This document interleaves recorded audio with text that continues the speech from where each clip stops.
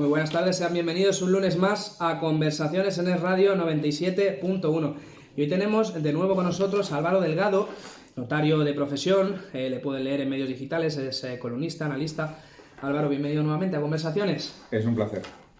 Álvaro, hoy leía que el negocio de la venta de vivienda en Baleares, leíamos 7.544 millones en 2022, que es el importe de transacciones realizadas el más alto de la historia, superando incluso al que hubo en 2006, antes de la crisis del ladrillo, que si no voy mal, incluso creo que en diciembre de 2007 la vivienda alcanzó la cota más alta de precio en Baleares. ¿Qué opinión te merece estos datos?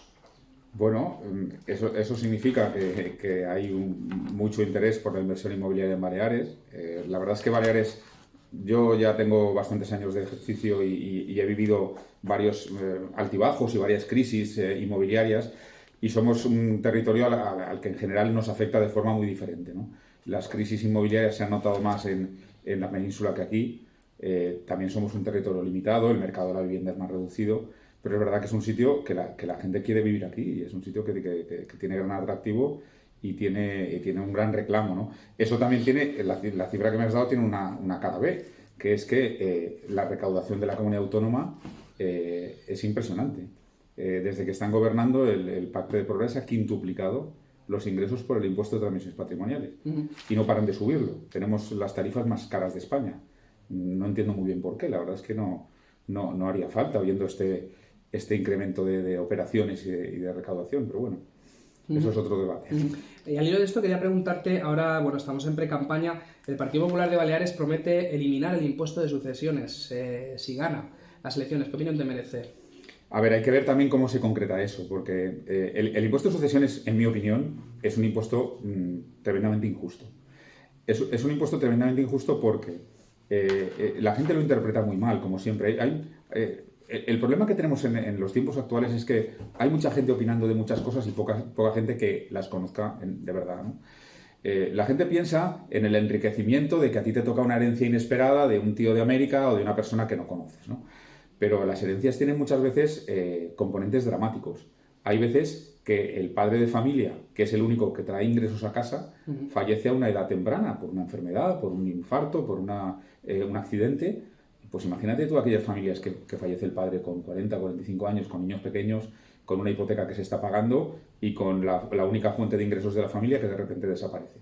¿Cómo justificas que se cobre un impuesto a esos familiares cercanos por el fallecimiento de esta persona, para mantener un patrimonio que ya tenían, ¿no? Eso es lo que nunca nadie piensa.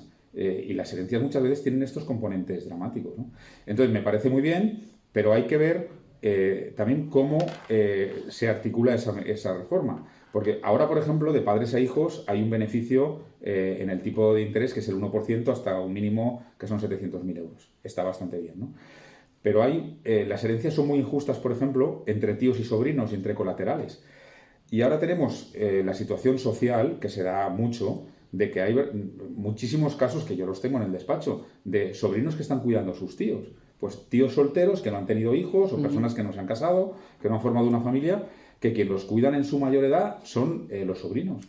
Y les mantienen, y con su sueldo les pagan su manutención, su alimentación, las personas que les cuidan, y luego dejarle el piso al sobrino es carísimo. Porque de tíos a sobrinos el impuesto de sucesiones es salvaje. Entonces, ahí es donde hay que hacer una buena reforma también. Sí. No solo el típico rollo de siempre de padres a hijos, que ahora solo se paga un 1% y quitar este 1%. Es mucho más conveniente hacer una reforma integral del impuesto, ¿no? ¿Dirías que hay ideología en este tipo de impuestos? ¿Hay ideología política detrás? A ver, Raúl, yo creo que hay ideología ahora en toda la legislación, lo cual es una gran pena, porque hacer leyes con ideología lleva casi siempre a hacerlas mal. Mira todo lo que ha pasado con las últimas reformas del Código Penal, ¿no? O sea, las leyes hay que hacerlas para regular la convivencia, no para intentar hacer ingeniería con la sociedad y que la sociedad se parezca a lo que tú quieres que sea. Eso es, aparte de ser demasiado ambicioso y demasiado es un planteamiento muy orgulloso, no suele tener buen resultado, ¿no? Entonces, lo que hay que hacer es encomendar las leyes a los que saben, a los juristas. Exacto, saber qué es lo que vas a conseguir haciendo la ley, hacer caso a los informes que te hacen los expertos y ver cuáles van a ser los efectos colaterales de las leyes, que nadie ha estudiado o nadie ha querido saber nada en el tema de las normas penales recientes. Porque tocar una ley a veces en un ordenamiento jurídico que está totalmente interrelacionado significa alterar. De sedición, en este caso, efectivamente, hablamos. es alterar muchas cosas. Entonces, lo que tienen que hacer es hacer más caso a la gente que sabe. Y de ideología, Álvaro, hablemos de la batalla cultural, que esto al fin de cuentas es la realidad sociopolítica, no es una batalla de ideas, también de religiones. El viernes se celebró la cena esta de purificación previa al Ramadán, que aquí en Palma, en Nuredurna, pues se pudo ver a representantes políticos, al obispo, generó revuelo, a lo mejor en algún sector de la sociedad. ¿Qué opinión te merece esto de que la Iglesia Católica o los representantes políticos pues como que le valen un poco el agua al Islam, en este caso a la sociedad musulmana de aquí? Yo soy en todos los temas de creencias y de temas personales una persona tremendamente liberal. O sea, a mí no me gusta que el Estado sea confesional, a mí no me gusta que el Estado se meta en las preferencias sexuales de las personas, no me gusta que se meta en sus creencias, pero lo que tampoco creo que lo que hay que hacer es hacer de péndulo y pasarse al otro lado. Es decir, es evidente que España tiene una tradición católica, nosotros venimos de la tradición judeocristiana y romana, y sabemos que eso crea desde que se puso de manifiesto crudamente en la época de la República y la Guerra Civil sarpullidos en la izquierda, y entonces lo que no podemos hacer ahora es echarnos en manos de los musulmanes simplemente para fastidiar a los católicos. Pues esto parece que la izquierda... Efectivamente, hay que mantener una posición neutral, pero incluso de colaboración leal con todas las creencias. Es que justo el viernes, tras el jueves que hubo comisiones, Cort, el Pacto de Cort, rechazó declarar la fiesta de la Semana Santa, ¿no?, como un bien de interés cultural o municipal en este caso. Sin embargo, luego pues ese mismo viernes se le ve al alcalde pues en esta fiesta, ¿no? Le dices... Y luego hay un tema que a mí me preocupa, ya no es una opinión personal, me preocupa como jurista. Es decir, las cosas en el mundo y las normas y la actuación de los poderes públicos tiene que ser equilibrado y recíproco. Es decir, a mí me parece muy bien que se respeten las creencias de los musulmanes, que se les deje practicar su religión, que se favorezca incluso que puedan montar mezquitas o que puedan tener lugares de culto. Pero hay que tener en cuenta que no podemos perder de vista que en sus países a la recíproca eso es imposible. Sí, totalmente. Me parece muy bien a mí que los musulmanes en Mallorca puedan tener mezquitas en Manacor, en Sa Pobla, pero es imposible que yo pueda abrir una capilla cristiana en Arabia Saudí. Entonces, esto también hay que pensarlo. Es decir, no significa que eso tenga que regir nuestra actuación ni que tengamos que establecer mayores limitaciones. Pero lo que es cierto es que tienen unas creencias y sobre todo tienen unos poderes políticos que se sirven de esas creencias que son mucho más intransigentes que los nuestros. Entonces, parece que estamos en deuda permanente con las otras creencias. Yo creo que aquí lo que hay que mantener es una situación de neutralidad, de colaboración leal con todas y de pleno respeto a las creencias de cada uno, ¿no? Sí, pero bien, como dices, parece como que ese pasillo que se hace es por pasar de... Yo creo que también es una moda, es una manera de irte o sea, es alucinante que la izquierda anticlerical se eche en manos del islamismo. Eso es lo que no entiendo. Una cultura más retrógrada, más... Parece contradictorio, ¿no? Anti lo que ellos defienden, ¿no? Además, si tú defiendes un laicismo de los poderes públicos, ¿para qué te echas en manos de la otra gran religión monoteísta? Defienden también un feminismo, por ejemplo, cuando es una religión que está más que comprobado, ¿no?, que va en contra de los derechos de los seres humanos. Cuando ya tienes cierta edad y has leído cosas y sobre todo has leído historia y ves el comportamiento de la gente en los sucesivos periodos históricos, te das cuenta que aunque acaben abominando de la religión, la gente se busca religiones sustitutivas. Y ahora lo que tenemos, ya no está de moda el catolicismo o la religión cristiana, pero están de moda otras religiones. La religión woke, el feminismo radical, el indigenismo, el cambio climático radical, el apoyo al islamismo. O sea, la gente parece que se tiene que buscar sustitutos espirituales de la religión católica. Entonces, todo lo que hemos criticado durante años en el integrismo católico, lo estamos aplicando ahora en otros integrismos diferentes. Para mí no tiene mucho sentido. Pero bueno, religiones asiáticas, ¿no? También mucha gente parece que está de moda. Se ha hecho budista, se ha hecho... Pero cuando tú ves que, por ejemplo, están expulsando a personas de las universidades en Estados Unidos, ya no te estoy diciendo en países de segundo o tercer nivel de civilización, por manifestar una opinión. Entonces, esto es peor que la Inquisición de la Inquisición española de Torquemada, ¿no? Entonces, por un lado abominamos de la religión católica, pero por otro lado estamos cogiendo los peores vicios que esta gente achaca a las religiones más integristas. Entonces, para mí no es coherente. No hay ninguna credibilidad, no. Y bueno, al hilo de esto, pues también otra noticia que quería que comentáramos, de que Mallorca va a tener el primer piso de España para acoger víctimas de LGTBI-fobia. Lo mismo, también se ha hecho con este colectivo LGTBI. ¿Y cómo se come esta izquierda que luego defiende esta LGTBI-fobia o todo este colectivo, cuando luego también apoya al Islam, que a su vez va en contra de los derechos de los homosexuales, los lapidan o de la mujer? Lo que estaría bien es que Mallorca tuviera el primer piso de España para los jóvenes que no lo pueden comprar. Eso estaría muy bien, que hay una gran mayoría de jóvenes que no pueden comprar vivienda en Baleares y que este gobierno lleva 2 legislaturas sin solucionar. ¿Cuánto tardará Baleares en años? Hablaban, hoy leía 85 años en que haya 14.000 viviendas Raúl, sociales. sí, estamos todo el día hablando de lo que van a hacer, pero es que llevan 2 legislaturas y prácticamente no han solucionado nada. A mí que se den viviendas y que se proteja a colectivos desfavorecidos y que se ayude a personas que lo necesiten me parece muy bien, pero tampoco discriminando unos colectivos frente a otros, a todo el mundo que la necesite. Y el principal colectivo que necesita vivienda en Baleares son los jóvenes de Baleares, que pagan sus impuestos en Baleares, que sus padres pagan sus impuestos en Baleares. Entonces, no hace falta que traigamos aquí a desfavorecidos de otros sitios, basta que con que cuidemos a los desfavorecidos nuestros, ya estaría bastante bien. Sí. Álvaro, hablemos ahora de la moción de censura que tuvo lugar la semana pasada, se debatió en el Parlamento, martes, miércoles. ¿Qué opinión te mereció? ¿Sirvió para algo? ¿No sirvió para nada? ¿Cómo lo viste? Bueno, vamos a ver, yo no me puedo desprender, ni siquiera como opinador en los medios de comunicación, de mi condición de jurista, ¿no? Entonces, yo llevo bastante tiempo escribiendo en los medios y yo he criticado con bastante dureza el mal uso de las instituciones democráticas y de las figuras democráticas constitucionales, ¿no?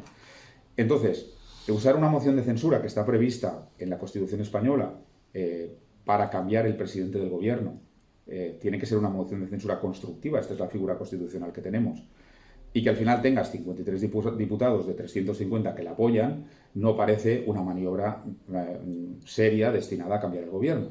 Entonces, en época preelectoral como la que estamos, con un partido que encima presenta un candidato de ideología comunista, que seguramente no hubiera sido en ningún caso el presidente de gobierno que hubieran elegido de poder triunfar en la moción, me ha parecido que... Algo mediático, una estrategia mediática. Una estrategia mediática. Independientemente de que las cosas que le dijo el señor Tamames al señor Sánchez las suscribo íntegramente, que daba gusto ver a una persona educada, respetuosa y de otro nivel hablar al basural que puebla las Cortes, pero como manejo de una figura constitucional, si estamos criticando que Sánchez pervierte el poder judicial, los poderes del Estado, etcétera, pues a mí me ha parecido un poco forzada, ¿no? Pero bueno, oye... Sí. Hombre, yo entiendo lo positivo, yo también como opinador en este caso, periodista o ciudadano, pues que un personaje de izquierda le dijera a esta izquierda abominable sus verdades a la cara, pues a ellos en cierta manera... Sí, lo que pasa es que a mí me da la sensación que es que al señor Sánchez le resbala. O sea, quiero decir, el señor Sánchez ni siquiera le contestó por educación a lo que Tamames le había planteado. Fue allí y soltó un meeting y contó lo que quiso. 1 hora 40 minutos, o sea, y más o menos. Vamos a ver, es que Sánchez ni siquiera tiene el mínimo respeto institucional para respetar la figura parlamentaria y decir, oiga, me han puesto una moción de censura, este señor hace un discurso pues sacando una serie de defectos de mi gobierno, pues yo le voy a contestar. Pues no, le importó un pimiento lo que le dijo Tamames. Sánchez que llegó al poder con una moción de censura, o sea, la suya sí que sirvió. Con una moción de censura diciendo que era para limpiar la corrupción del PP. Y luego ya hemos visto más corrupción todo lo que ha... Lo que pasa es que al PSOE la corrupción le sale gratis. Incluso el día de la moción de censura pararon el cese de la directora de la Guardia Civil, que se había producido el día anterior, para que nadie pudiera sacarlo en el debate, ¿no? O sea por un asunto de corrupción de su marido. Increíble, pero el PSOE parece que la corrupción no... Sí, pero ellos parece que están por él. La izquierda tiene un dechado de superioridad moral desde que perdieron la guerra civil, que parece que lo reclaman en todo lo que hacen. Y la corrupción es inherente a cualquier grupo humano. Es decir, no tiene corrupción el que no tiene poder. En cuanto cualquier grupo político de cualquier ideología tenga poder y ocupe cuotas de poder, habrá algún elemento corrupto porque es que es inherente a la condición humana. Y ahora hablemos un poquito de la partitocracia, Álvaro. Tenemos al PSOE, tenemos al PP. Como ciudadano, no, como opinador, como analista, ¿qué futuro le ves a formaciones nuevas que han salido como Podemos, Ciudadanos, Vox? Podemos, por ejemplo, parece que como perdió fuelle, ¿no? desde la salida de la política de su fundador, Pablo Iglesias, que incluso sumando con Izquierda Unida y luego sumando con Sumar, parece que estoy meramente representativo. Ciudadanos puede salir de las instituciones. Vox, hay detractores que dicen que lo de Andalucía, de Macarena Olona, tocó techo. ¿Qué futuro le ves a estas formaciones políticas que han nacido ya más modernas? ¿Crees que el ciudadano, el electorado, pueda volver al bipartidismo convencional o qué futuro ves? Pues mira, Raúl, yo aquí he tenido una opinión cambiante a lo largo de estos últimos años, ¿no? A mí me gustó, en principio, que aparecieran nuevos partidos políticos, porque además yo creo que incorporaban novedades interesantes, líderes nuevos, caras nuevas en la política, que era una cosa que era buena. Y luego ocupaban espacios que no estaban ocupados por los otros, porque al final los partidos típicos del bipartidismo querían ocupar un espacio demasiado grande para las sensibilidades que hay en la sociedad, ¿no? A mí me gustaba y me gustó el principio de los tres líderes nuevos, ¿no? Tanto de Santiago Abascal, como de Albert Rivera, como después de Inés Arrimadas en Cataluña, hasta que se le marchó de allí y abandonó el Parlamento catalán, como incluso los inicios de Pablo Iglesias. Pero lo que creo es que estos tres partidos no han sabido evolucionar. O sea, yo no sé si es porque se les han ido incorporando personajes rebotados de otros partidos que no tenían una salida clara y se les incorporaron y han pervertido un poco el espíritu originario, pero me da la impresión de que han cogido todos los vicios de los partidos grandes y no han cogido las virtudes. Entonces, teníamos tres líderes jóvenes que generaban expectación, porque Albert Rivera era un tío que era idolatrado en España en una época determinada.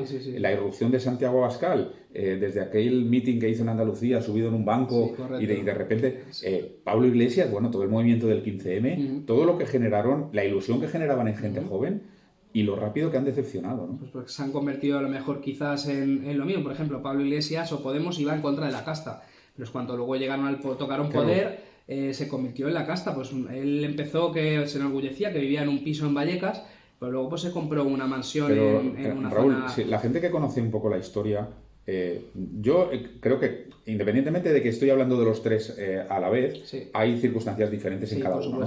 Pero yo creo que la historia del comunismo es esto. Es decir, todos los países que han tenido regímenes comunistas en la historia de la humanidad, desde la Revolución Soviética de 1917, han generado una casta enriquecida y una población empobrecida y miserable. Esto ha pasado en todos sitios. Hay una casta que tiene todos los privilegios del Estado, incluso se apropian de todos los mejores bienes, las mejores casas, las mejores producciones, todos los medios de producción al final son de la familia gobernante. Y esto es el comunismo. Le puedes cambiar el nombre, le puedes poner la cara de Yolanda, la cara de Pablo, la cara de Raúl, la cara de Fidel, la cara de Maduro. Al final el resultado es el mismo. Y la gente porque le compra, bueno, una vez que llegan al poder, que se hacen tiranos, la tiranía pues ya obviamente ya no nos puede derrocar, ¿no? Pero hasta que llegan ahí, ¿por qué la gente, como el socialismo, ¿no? Parece una marca blanca, ¿no? Que hay... Vamos a ver, esto es un tema de la educación y de la influencia en la gente joven. Es decir, ¿quién es la mayoría de votantes y de sustento intelectual del comunismo? Los jóvenes.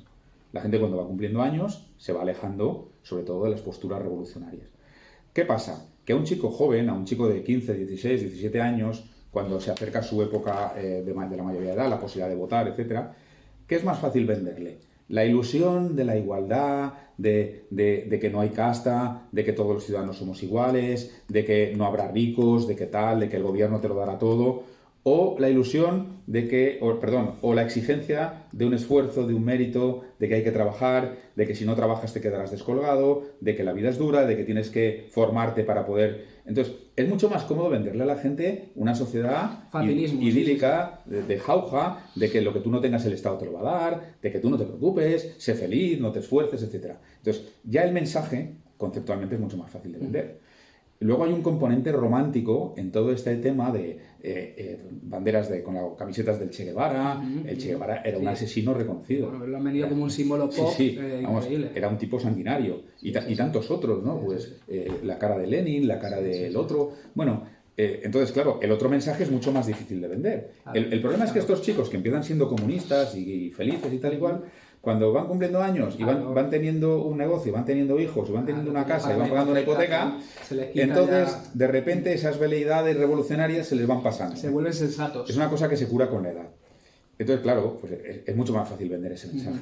Bueno, con Podemos está claro el por qué se desinfló y demás. Ahora háblame Ciudadanos. ¿Por qué se ha desinflado Ciudadanos? Con Podemos está claro. A mí Ciudadanos me ha causado una perplejidad enorme. Yo tengo un gran amigo que era un líder de Ciudadanos, que ha venido por aquí, que es Xavier Tricay, pues tenemos unas comidas periódicas con un grupo de amigos y muchas veces le preguntamos por eso.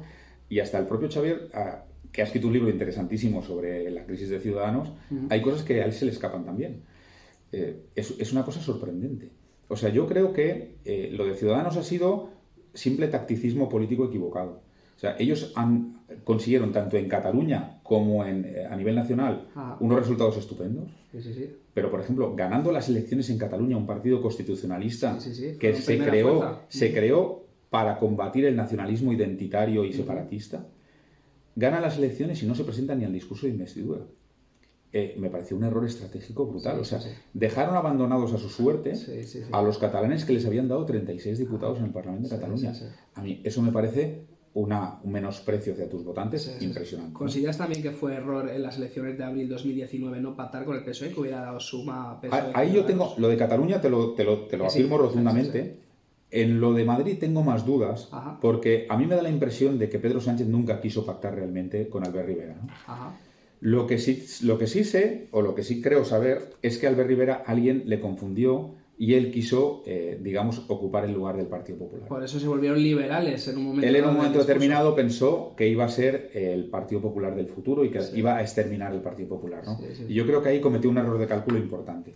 La duda que tengo yo es que aunque sumaran 180 diputados, si Sánchez alguna vez tuvo verdadera intención de poder pactar con él. Porque me da la impresión de que la tendencia natural de Sánchez es a irse al extremo como se ha ido. Bueno, también Sánchez dijo previamente que no dormiría en una entrevista si pactara con Podemos. Luego, en la repetición electoral, en noviembre, acabó pactando con Podemos. Es que Raúl, yo creo que Sánchez es una persona carente de ideología y carente de moral, ¿no? Y de escrúpulos morales. No tiene ninguno. Él hizo carrera en el PSOE, digamos, en la zona templada, centrada, moderada del PSOE. Él estuvo con Carlos Westendorp en Bosnia, hizo un poco de carrera internacional, que es donde aprendí inglés, estuvo de concejal en el Ayuntamiento de Madrid, estuvo de consejero en Telemadrid, y entonces él, el perfil que vendía en aquel momento era de un PSOE socialdemócrata, moderado, etc.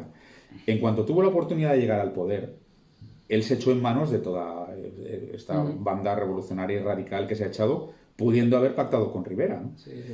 Yo no sé si lo hizo por temor al liderazgo de Albert Rivera y pensar que a lo mejor convivir con un vicepresidente como Albert Rivera, que era un tipo infinitamente más preparado y más brillante que él, le podía haber hecho sombra, y que lo hizo simplemente por instinto de supervivencia frente al liderazgo de Rivera que le amenazaba, o es que el cuerpo le pedía guerra. Desde luego, todo lo que ha pasado después ha sido terrible, catastrófico. Ratifica que él se encuentra comodísimo en medio de la radicalidad, ¿no? Sí. Él, desde luego, para los españoles ha sido el peor gobierno en la historia de la democracia, primera vez que además los comunistas camuflados bajo Podemos entran en el gobierno tras la Segunda República. Raúl, mira, hay una serie de cosas que son discutibles según la ideología, según lo que cada uno quiera plantearse, pero que un gobierno haga una ley que salgan los violadores a la calle, esto es una cosa intolerable. Es decir, esto en un país normal, y desde luego en España con otro gobierno, hubiera generado una revolución peor que la de Francia del último fin de semana. Hubiera dimitido... No, pero hubiera habido un auténtico estallido social. O sea, esto es impresentable. Un gobierno no puede sacar a los delincuentes, además de un tipo de delincuencia tan sensible y tan específico como este en los momentos que estamos viviendo, ¿no? Esto es una auténtica barrabasada. Lástima que no seamos tan revolucionarios, ¿no?, como los franceses. Pero es que deberíamos exigir responsabilidades de una manera un poco más contundente. O sea, es que hay gente que se está pensando volver a votar. Sánchez solo puede volver a gobernar de la mano de esta misma gente que ha hecho estas leyes. O sea, que no sería descabellado. ¿Tú crees que volviera a salir esta Y hay un montón de gente que se sigue planteando votar a esta gente. Es alucinante. O sea, de verdad, esta gente no sirve. No sirve. Ya no estoy hablando de Sánchez, es que Sánchez va necesariamente de la mano de esta compañía. O sea, tú no puedes hacer estas leyes. Ahora vamos a tener el lío de la ley trans, que está empezando, pero vamos a tener el lío porque ya hay un montón de gente que solo por conveniencia penitenciaria, social, política, etcétera, se va a presentar a las oposiciones de chicas, se va a cambiar de cárcel de hombres a mujeres, cuando le acusen de violación va a decir que es una mujer. O sea, la gente va a utilizar esto de una manera espuria, que es como se lo están poniendo a huevo con estas leyes tan mal hechas, ¿no? Una barbaridad. Y bueno, Podemos, Ciudadanos, queda Vox, que es el último. Resumidamente, Álvaro, ¿Vox ha podido tocar techo o no? ¿Qué dirías? Pues vamos a ver, yo no soy un experto en demoscopia y en estas cosas, ¿no? A mí, yo tengo un gran respeto personal por Santiago Abascal. Santiago Abascal yo le conozco, es un chico que ha hecho trayectoria en el PP. Yo tenía un hermano en el PP, mi hermano le conoce bastante, y ha tenido una historia personal verdaderamente durísima. O sea, la gente tendría que buscar en YouTube el vídeo de cuando tomó posesión como concejal con 20 y pocos años. Con los abertzales escupiéndole, insultándole, poniéndole dianas en las tiendas de sus padres. O sea, una persona que ha vivido esto tiene que tener una marca de por vida, ¿no? Claro. A mí para mí, en mi opinión, yo la verdad es que no me identifico con cosas sueltas, pero no me identifico con ningún partido político. Siempre he sido muy independiente, ¿no? Y he votado a distintos partidos en distintos momentos de mi vida. Pero hay una serie de cosas que yo creo que Vox se ha equivocado. Es decir, Vox se ha metido en una serie de jardines, no sé si por buscar un nicho electoral, porque esto ya, yo no soy un experto en eso, que yo creo que no le han beneficiado en absoluto, ¿no? Por ejemplo, pues el abominar de la Unión Europea o el del Estado de las Autonomías. Hay que vender no un mensaje un poco más elaborado en todas estas cosas. No un mensaje tan burdo, ¿no? Por ejemplo, de recuperar el Estado de competencia. Claro, o sea, tú lo que puedes decir, a ver, el Estado de las Autonomías es digamos, una necesidad del Estado español. En la República se hizo lo mismo, porque de verdad había una necesidad social, porque hay territorios con diferentes lenguas, diferentes culturas y con aspiraciones diferentes. Nosotros somos un país complejo y un país... Hay países que son monolingües y muy uniformes, ¿no? España Portugal. Es un país complejo, nosotros somos un país complejo, formado por tierras diferentes y por lenguas y culturas la unión diferentes. de reinos. Pero eso es enriquecedor si se lleva bien. Lo que tal vez, como la Constitución se hizo en un momento determinado con muy buena voluntad para intentar contentar a todos los territorios, tal vez con la evolución de los tiempos se ha hecho un mal uso del reparto de competencias constitucionales. Porque además los partidos que han gobernado, cuando no han tenido mayoría, han tenido que sucumbir a los chantajes del nacionalismo, ¿no? Pero entonces lo que hay que hacer a lo mejor es elaborar una normativa que recentralice ciertas cosas y que permita que el Estado coordine determinadas competencias. Pero eso explícalo bien. No digas tú que vas a quitarle el Estado de las Autonomías, porque primero es inviable, luego la gente no te cree y luego es una cosa que tampoco tendría demasiado sentido. Ese es un poco, entonces, dirías, el talón de Aquiles que ha podido tener. Sí, yo creo que han vendido mensajes un poco de trazo grueso, ¿no? Que falta un poco finura. Y luego yo también creo que a Vox se le han incorporado algunos personajes que no le han ayudado demasiado, ¿no? Claro, yo creo que no tiene nada que ver el general Coy con Ortega Smith o con otros personajes que pueda haber en otros sitios. O sea que debe ser complicado también montar un partido nuevo y venir como un desgajado del Partido Popular, ¿no? Claro, luego hacer una implantación territorial y... Crear algo de donde no existe nada y tener candidatos en todos los pueblos, en todas las comunidades, es difícil. Pues Álvaro Delgado, ha sido un placer tenerte otra vez más. 3 ocasiones has venido a este espacio. Diremos a nuestros oyentes que Álvaro hace 6 meses, cuando empezó esta aventura radiofónica llamada Conversaciones, fue el primer invitado, luego vino una vez más y hoy pues ha vuelto a venir. Te quería dar la enhorabuena, Raúl, porque he oído la mayoría de tus programas y la verdad es que has traído unos invitados estupendos. No hablo por mí, hablo por el resto. Y el nivel ha sido espectacular. Habéis sido todos de Álvaro de alto voltaje y decimos esto porque bueno, hoy eres el último invitado. Cerramos 22 capítulos de Conversaciones. Y mucha suerte. Gracias, Álvaro. Pues a ustedes les habló Raúl Arenas. Decirles que este ha sido el último programa de Conversaciones. No obstante, les espero el lunes que viene a la misma hora y tendremos un programa mix, un híbrido, un balance de pues estos 22 capítulos, 6 meses de temporada radiofónica, que espero que les guste. Así que les espero el lunes que viene a la misma hora, 7:30, aquí en Conversaciones, en Es Radio 97.1, y lo dicho, ha sido un verdadero placer. Les habló Raúl Arenas.